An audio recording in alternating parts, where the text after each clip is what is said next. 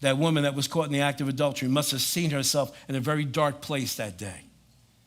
We have no idea what made her commit this act. We have no idea. Listen, I'm not endorsing, I'm not excusing. But you see, what we don't understand in our Western mindset is this. That woman put her life on the line to commit adultery. In committing adultery, it wasn't like today, people brag about it. Back then, she knew that if she was caught, legally, the law calls for her death by stoning.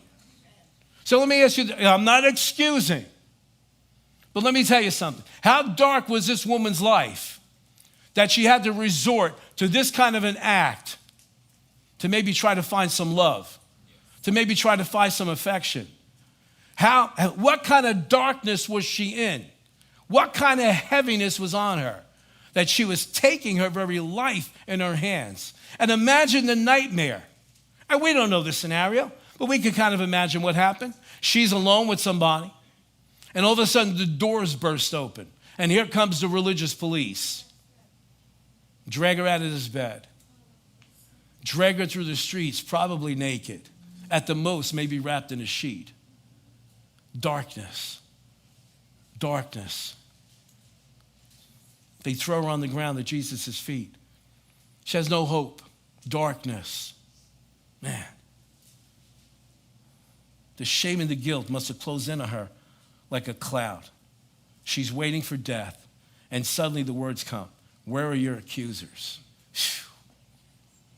Where are your accusers? And he says, neither do I condemn you.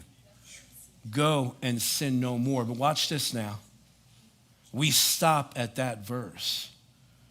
But Jesus continued speaking. In verse 12, Jesus spoke to them again, saying, I am the light of the world. He who follows me shall not walk in darkness, but have the light of life. In the darkness of sin, he's the light. In the darkness of guilt and condemnation, he's the light. What dark sin? I'm not going to ask for a show of hands. Don't raise your hand. Don't flinch. What dark sin have you been involved in? What darkness have you invited into your life? You say, there's no way out of this, Pastor. The bondage that I've involved myself in is just too strong. It may seem that way right now, but he's the way maker. He's the light in the darkness.